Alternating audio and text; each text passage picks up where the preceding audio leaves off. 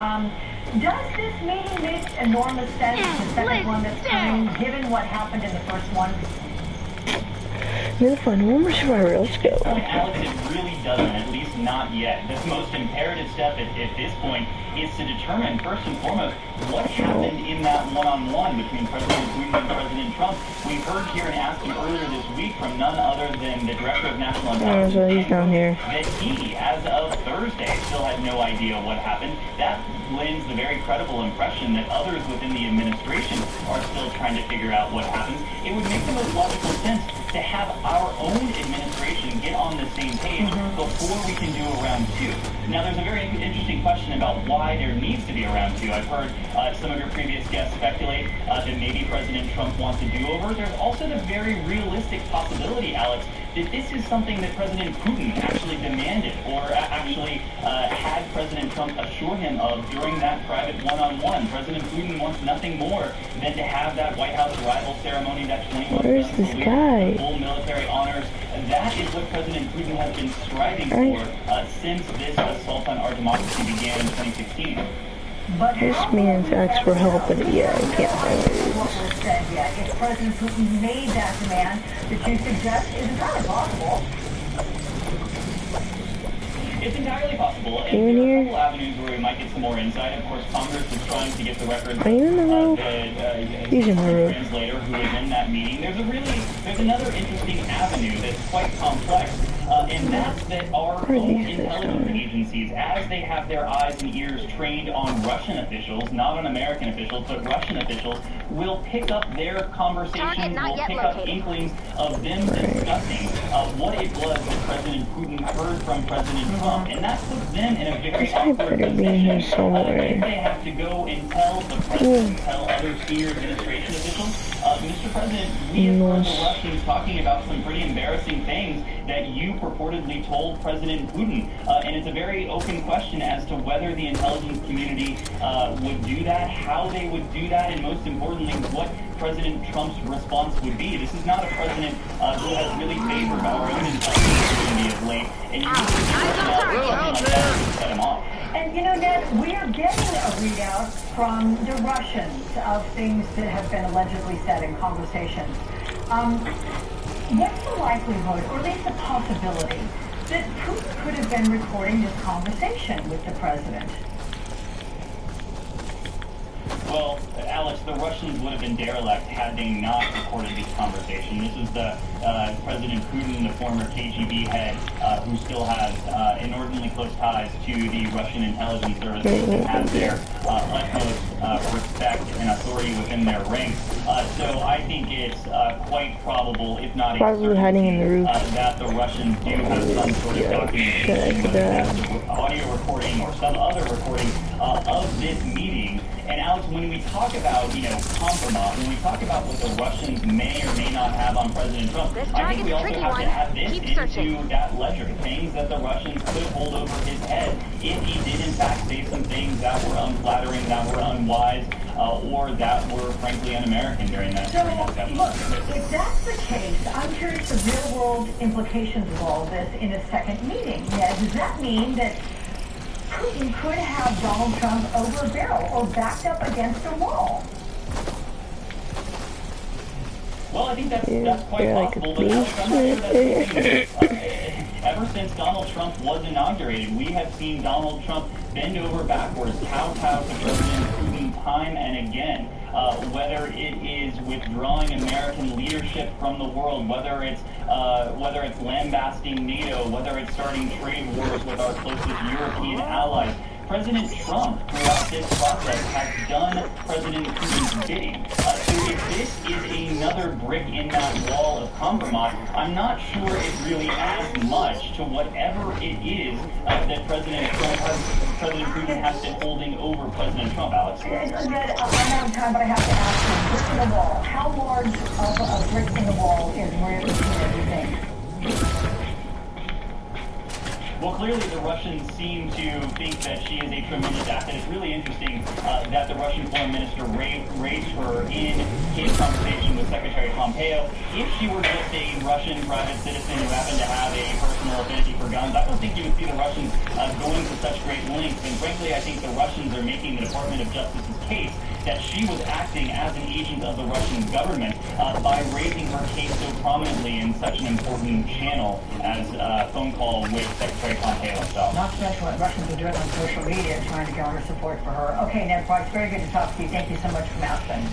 Home field advantage. Vladimir Putin seemed to have the edge in Helsinki because the president holds the power in Putin's... Where is this man at? Jesus.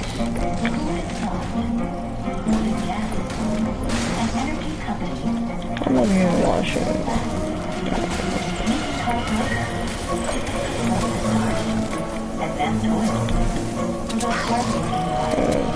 Do that.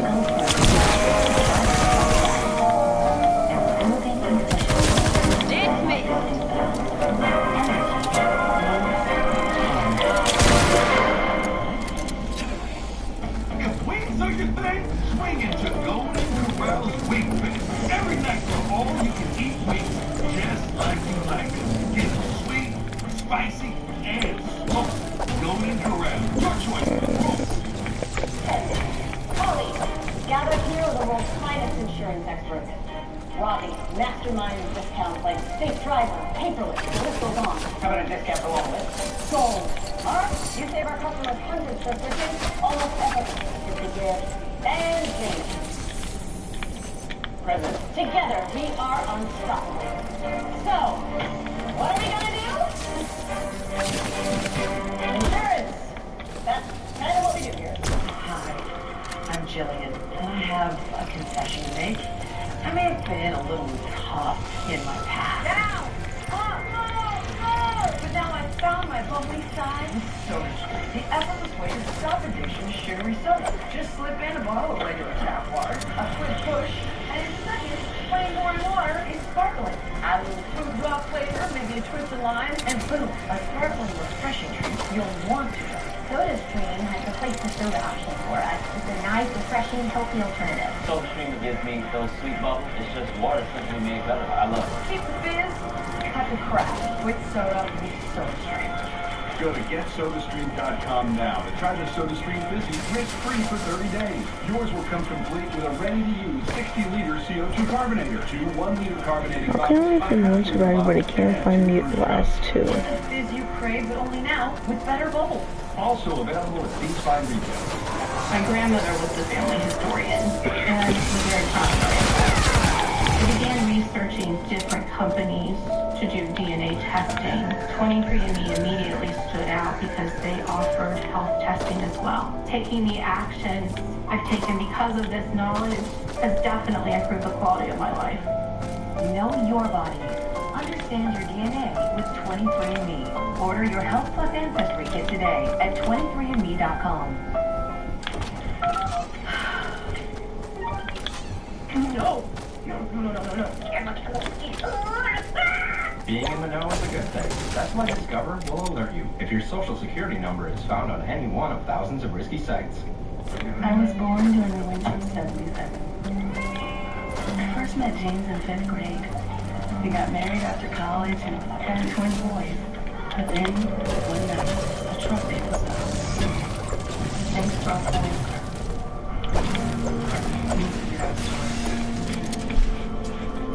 And that's why I'll always drive a Subaru.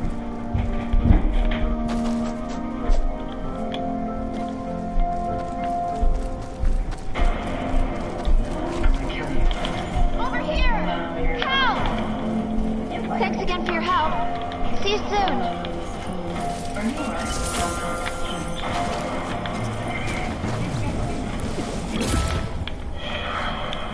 President Trump is defending his invitation to Vladimir Putin for a second summit in Washington this fall, even though it's still unknown what exactly was discussed in the first meeting. Let's bring in policy strategist Lillian Beverly, former associate director for the White House Office of Urban Affairs in the Obama administration, and conservative commentator Charlie Sykes, contributing editor for Weekly Standard and an MSNBC contributor. Very good to see you both. Charlie, I guess I want to ask you, I'm going to put up a graphic here and show you some numbers. In terms of the interpretation of the news conference on Monday, Presidents Trump and Putin together, look at the GOP number there, 79% approve, as opposed to the Democrats only 7% approving. I mean, talk about that. What is it exactly that the GOP has seen and heard that they like? Well, that's a remarkably interesting question, especially when you consider what Republicans used to agree on. I mean, I'm old enough to remember when a performance like that would have been met with outrage and derision among Republicans. This is not the party of Ronald Reagan anymore, but I think it's an indication of the new normal. Republicans are willing to go along with Donald Trump no matter what he does, and even though he's supposed to be the strong man, apparently they're willing to accept that kind of weakness and appeasement.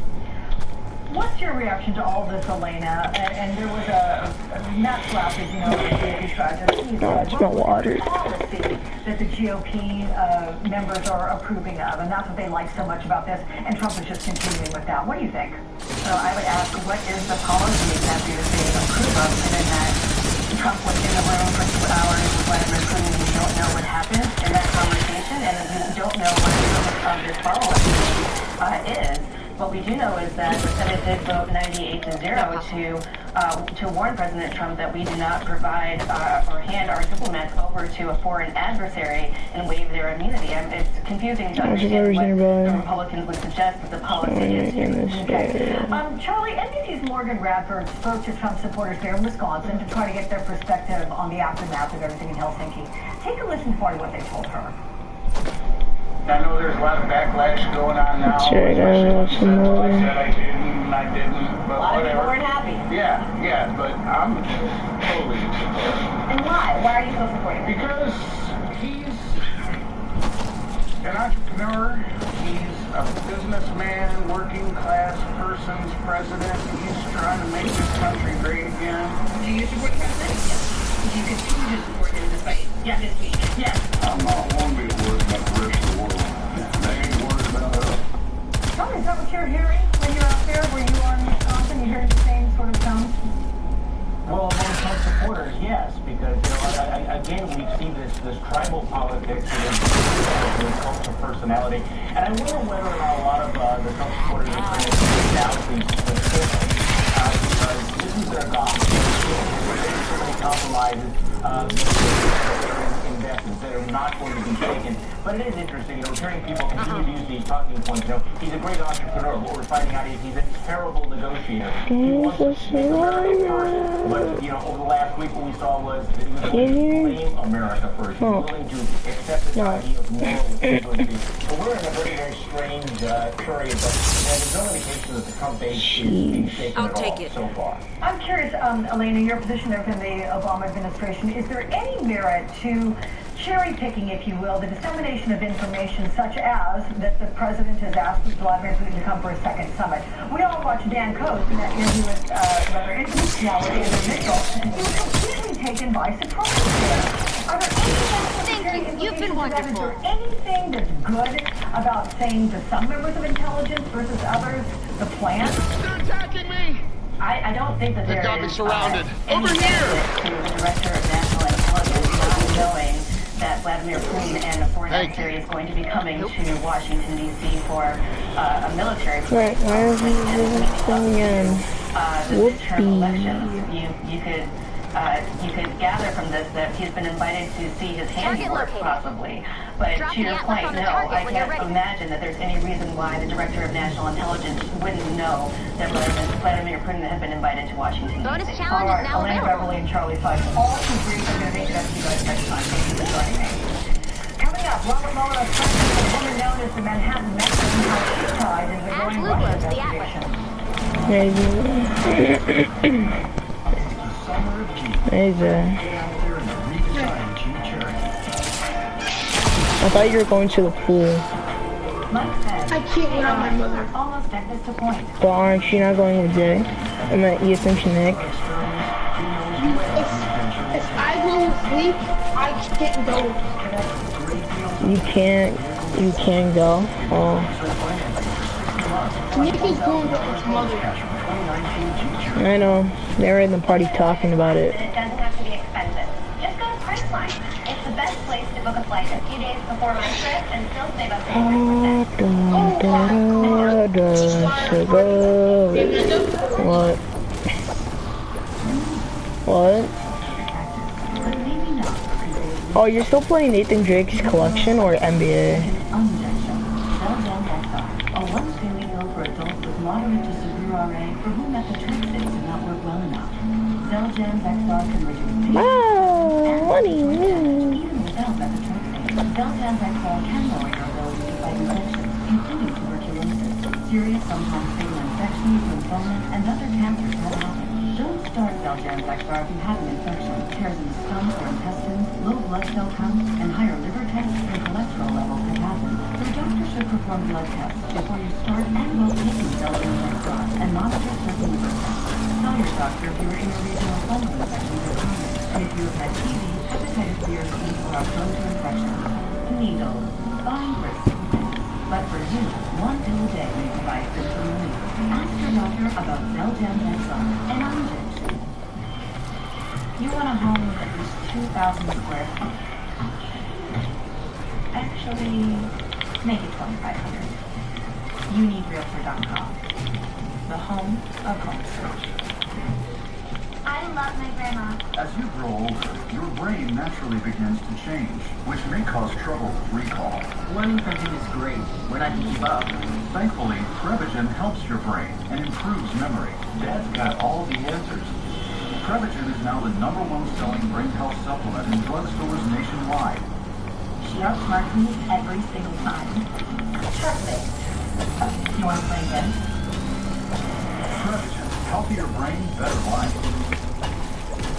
So scary. I'm marrying a creature. I don't know what he looks like. I have no idea. This may be a huge mistake. This is happening. We're off to a great start. There's no backing out. Let's do it.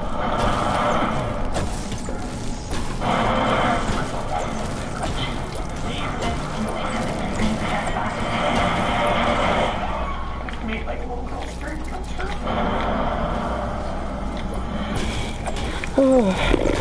Delicate skin on your neck. Oh, I gotta get this stupid mission done, and I Gold Bond gotta all this, and I gotta have that, that, and then I need, For visibly from her skin. Dry mouth can really affect I have an idea.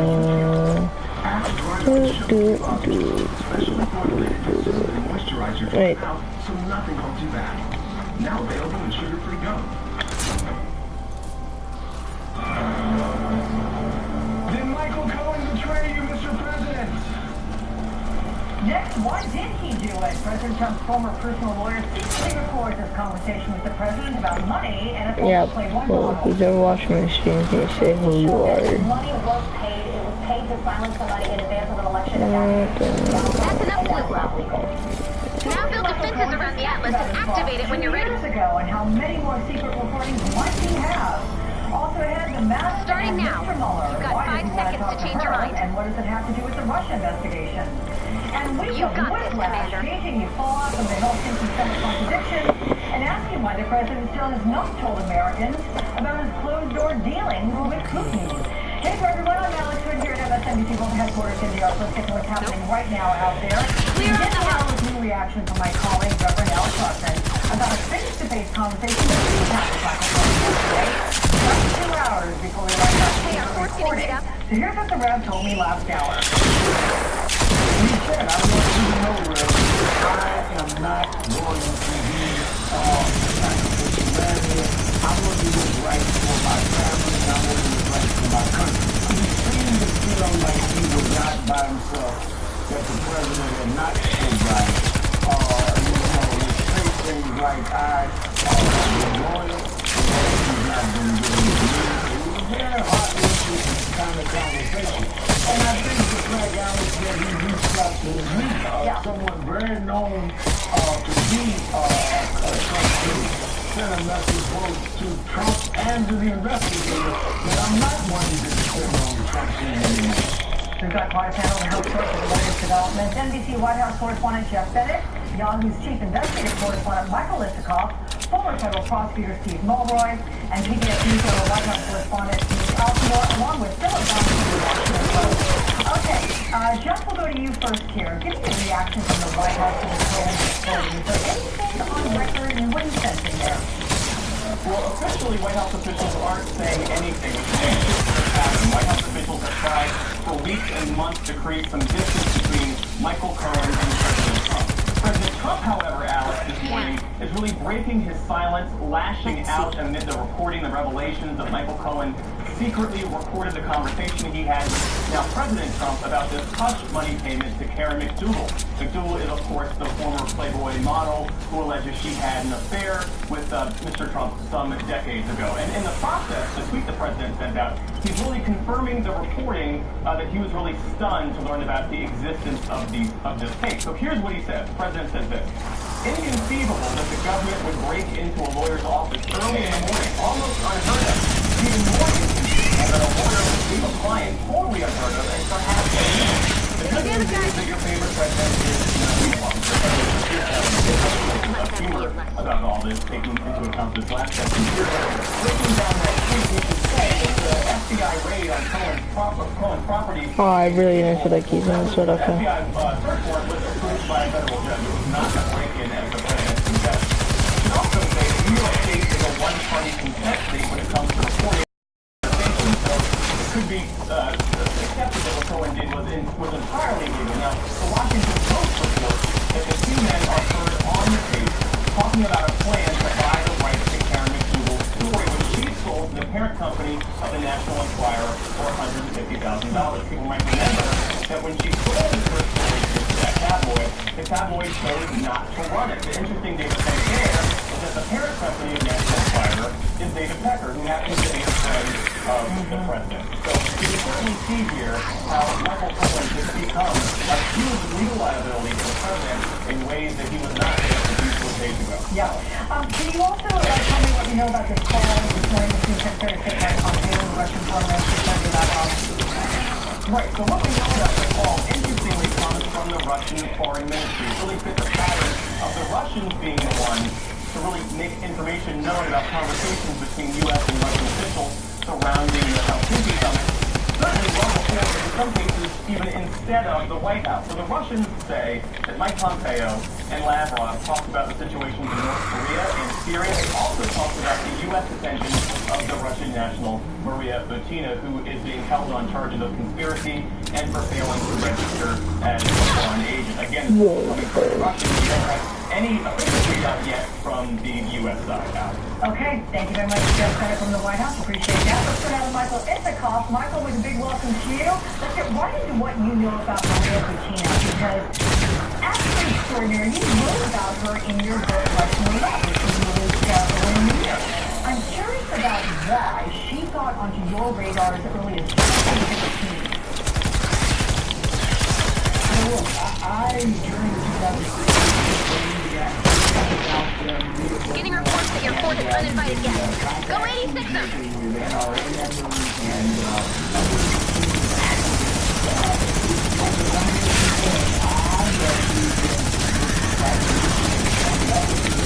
And then she has a connection to her boss, Alexander Torsion, who's an extreme interest to me, a deputy governor of the Russian Central Bank, who has been on court. Got it. Got it. Got it. National Police for his connections to an organized crime money laundering gang in Spain. And actually, the Spanish National Police had wiretaps of Torsion talking to one of the gang leaders, in which he's referred to as El Capone, Godfather, and they are trying to arrest him. So that struck me as potentially significant relationships. On the one hand, Butina and Torsion are flying into the United States, meeting with NRA members, meeting with conservative activists, while this investigation into suspected money laundering is going on. Okay, and you have described Torsion as her handler, in fact, and I'm going to go with your pronunciation, but no, I'm going to say that from now on, since I was saying it. I'm curious, what are the charges they have? And you think there are more Maria Butinas out there? That is a very good question. charges have escalated a bit. First we had the criminal complaint earlier in the week, and then the indictment. And prosecutors in court filings did say they should believe she was Russian intelligence, Russian intelligence. And that is significant because that's what completes the loop of what we wrote about in Russian roulette. Rubio goes to Las Vegas when Trump shows up there a few weeks after he announced NBC asked the question from the floor about sanctions, gets Trump on the record with a 5-minute answer saying, if I'm elected, you need sanctions, I can go along with you. Very significant. Months later, 2016, I think 2016 campaign, he banned and watching the video of that event and scratching their heads. Gang headshot.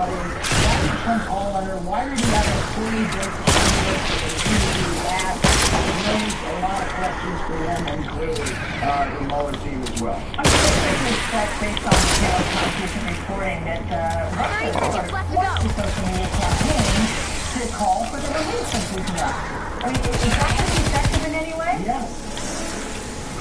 We know it's not going to be effective in federal prosecutors in the U.S. system, but it is a very clever propaganda ploy. I mean, basically, the Russian foreign ministry was posting on its Facebook appearance of Maria Butina on the Facebook page of the Russian foreign ministry.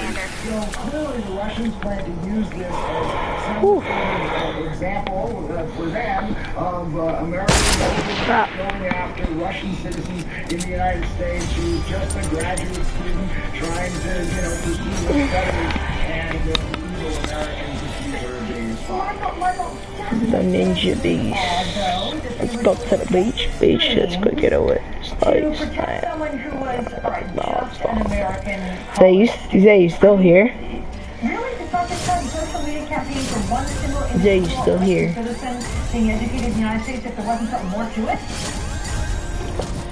Well, look, just go back to that connection to her handler, Alexander Torshin. He is a guy of significance. He's the deputy governor of the Russian central bank, and given all the allegations of money laundering that have swirled about him, I think it's fair to assume that he is the real target here. And if the Mueller team, or actually it wasn't Mueller's investigators, it was U.S. Attorney in the District of Columbia, are going after Torshin, then they are going much closer to the heart of the Russian state. Listen to this. That's something that After days of hiding in an abandoned shack, I expected to be torn apart by rabid storm monsters. But thanks to Ray and the commander, I am not dead. So 5 new stars. signs of a split between the president and members of his administration over Russia no idea there'd policy. be The president's compliments. advisors How have amazing is openly that? broken with him on the question of election meddling by Russia. Defense Secretary James Mattis saying that the U.S. is providing $200 million to Ukraine to help Something that country's strange is going on military with our weather defend its monitoring territorial balloons. integrity, bringing the total to more than $1 billion since see, Russia normally invaded these in balloons 2014. provide us with Here's what valuable storm MSNBC targeting senior national data. security analyst Juan Zarate told me earlier. And now they're just the being... legitimation and normalization Can you see what's of going Vladimir on? Putin, while U.S. policy remains to isolate Russia, that is really a point of contention and tension. We've heard that here in Aspen, and we've certainly seen that in the policy from the Department of Defense, the Department of Treasury, and other parts of the U.S. establishment. Join me now from Aspen, NBC's Courtney Kuby, national security and military reporter. Courtney, good to see you. Let's talk about what you're hearing regarding this divergence of opinions on Russia. Well, the panels here at Aspen focused largely on Friday on everything Russia. Everything from, one that I was involved in, that Russia's influence across Europe, to the Helsinki summit and the fallout. The one thing that's a lot of surprise at the U.S. and confusion about the U.S. position with regards to Russia and with regards to Putin. Okay. Panel actually with a member from Estonia, someone from Ukraine, and someone from the United Kingdom. And they talked about these are people who were direct victims of Russian aggression, of Vladimir Putin's regime, and they talked about the ways that Russia is really trying to spread its influence, whether it be cyber, whether it be disinformation campaigns, the weaponization of social media, and then of course with Ukraine actually invading their borders and really testing the limits of NATO and pushing in on NATO nations. 500 viewers, let's go. It's been a really fascinating discussion here. I can about imagine. Is there a uniform voice, Courtney, on how Russia is perceived by these security analysts and those that have had the kind of contact that you described with Russia? I mean, does everybody see them as an adversary, as an enemy? Are there those that see them as an ally or potentially so? I mean, what's the readout? It is consistently as an adversary or a foe. And, you know, we forget, you know, the National Defense Strategy came out just earlier this year, and it laid out one of the biggest threats to the United States right now, and it named Russia and China. Let's go. China being the bigger long-term threat, and Russia being the more immediate one. For exactly the things that we were just talking about, Alex, you know, for their cyber activities. I guess you don't like collection, though. Cyber attacks, or their ways of trying to influence major world events and influence people with disinformation campaigns and cyber, or whether it be actually testing borders, you know, moving across borders into Ukraine. Their military, they're very provocative military exercises in places like Belarus. So it is consistent what I'm hearing here, what I hear back in, you know, my day-to-day at the Pentagon, but then also what I'm hearing here from defense officials and intelligence officials, this consistent that Russia is a real threat to both the United States and to the world, Alex. And is there an answer as to how to prevent Russia from being a threat to the United States? Is there uniformity in that? No, and that's been a consistent theme here as well. So, you know, of course, we've seen some aggressive action from the international community against Russia just this year. What with the expulsions of diplomats, with the international community really coming together. We saw that, you know, earlier this year with the poisoning of two people in the UK, of Sergei Skripal and his daughter. And the international community came together, and there was expulsions of diplomats all over the world. But the question is, Russia's activities have continued. So what more can the U.S., what more can the international community do?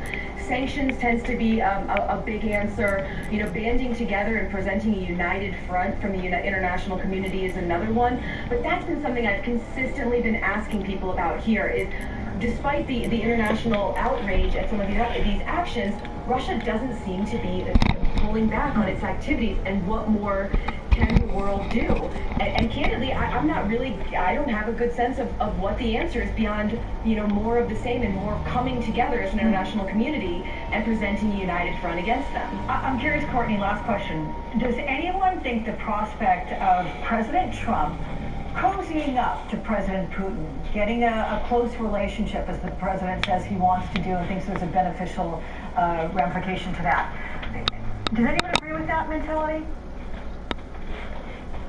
So, you know, we have a cross-section here of some people who are part of the administration. You hear a little bit more support from them than you do from people who are former administration, or even people who are from, you know, international people who've come in for this forum. We're not ready to expand. I think there was but it never hurts to prepare. Consistent sense Check out the Storm Shield President console Trump menu to standing deposit there resources, next to Vladimir or Putin return and to the praising map. him in that way. You can leave anytime by selecting Leave with Party from the Storm Shield that the world console. is having with Russia right now, of him standing there and praising Putin. That just doesn't, that's not something that is going to lead to more productive conversations. But then, you know, that being said, the administration people I've spoken to here said, look, you know, he had to take a chance. He had to reach out and try with Vladimir Putin. What's been particularly surprising is then announcing that there's going to be another meeting in D.C. What's going to come to that? What's the agenda? And how does that actually advance the discussion? And that's another thing we haven't really got a good answer here to. Yeah, hard to know since we don't know what exactly happened in the first meeting. So you got to put one before the second. And we don't know an agenda for either. Yeah. All right, Courtney, we always going to get your insights. Thanks, Courtney. Coming up next, is it a tale of betrayal? How will President Trump deal with the Michael Cohen recording revelation?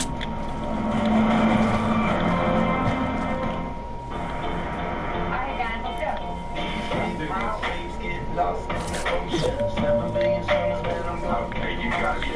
Hold on, don't worry, there's another way. Direct trip to the Greek theater. I'll never know notion.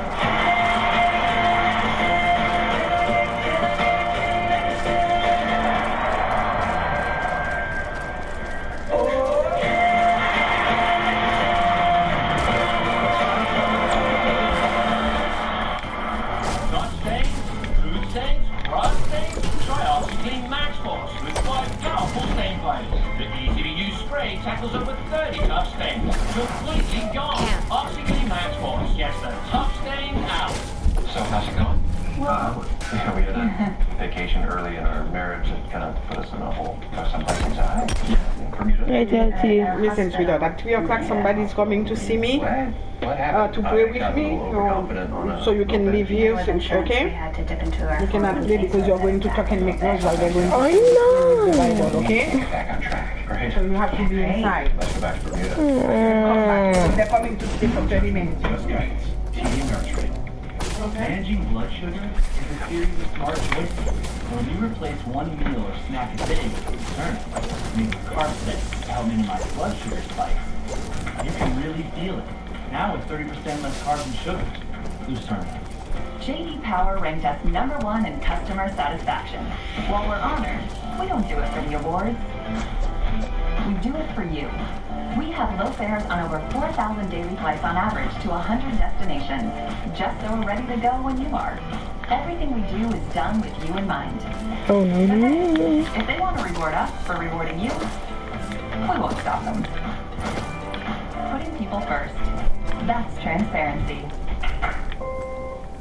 These are frightening times.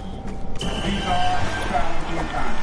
Trump administration is gearing up for reverse Roe v. Wade, and Governor Cuomo is not going to let that happen. Not in New York State.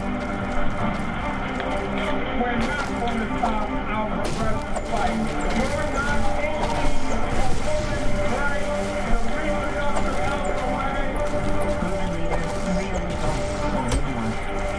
Andrew Cuomo. Okay, we're going to talk about cars. If you're going to design your perfect car, which 3 features would you choose? Safety, and Nope. My dream car has all of these. what if I told you that there was a car that did have everything? Okay, this is a Chevy Cruze. Go Chevy. Current qualified competitive lessees can get this Chevy Cruze for around $169 a month. See your local Chevy dealer. When we break news, We have breaking news on the president's legal battle. we are breaking the surface of the story. We can report that the president will nominate Brett Kavanaugh to the U.S. Supreme Court. Because beyond those 2 words, We're getting a first look at images of girls who have been separated from their parents. is where the details lie. All are not out of the cave, alive and safe. The facts are buried, and the only way to uncover the whole story, we have news just breaking tonight, to dig deeper than anyone else. He seemed to feel like he was out by himself, that the president had not stood by him. He would say things like, I have been loyal, but loyalty's not been given to me. My colleague there, MSNBC host Al Sharpton, talking to me the last hour about Michael Cohen and how the president's loyalties are being tested. Now, this comes with the revelation of a 2016 audio recording that Cohen secretly made without the president's knowledge. The call is said to involve Cohen and then candidate Trump discussing alleged payoffs to a former Playboy playmate. The White House denies any affair took place. Joining me now, MSNBC contributor and PBS NewsHour White House correspondent Yamiche Alcindor and Philip Bump, national correspondent for the Washington Post. Very good to see both of you here. We'll go ladies first with you, Yamiche. How concerning overall is this audio tape for the White House? I think it depends on what's on the audio tape. If it's an audio tape where it's at all gets into an idea that the president could have broken the law or could have violated some sort of campaign finance law, that's a problem for this White House. I think morally, if it's just the president talking about an affair with another woman or talking about something that isn't breaking the law, while yes, it might be scandalous and even surprising to hear the president talking about cheating on his wife, the idea is that his supporters have not at all wavered from their support of the president based off of his affairs with other women or the idea of Stormy Daniels or Karen McDougal. None of this has really hit him and hurt his support among his supporters, as well as among evangelical voters who are looking at the Supreme Court and saying that they want to have a pro-life judge there and that they aren't concerned with the president's morality. Yeah. So, Philip, you wrote a pretty great article here, and I have to say, I Leave us party. down on things we do know and things that we don't know and why they're important. And among the things I think we'll finish that off here. say that Trump See you.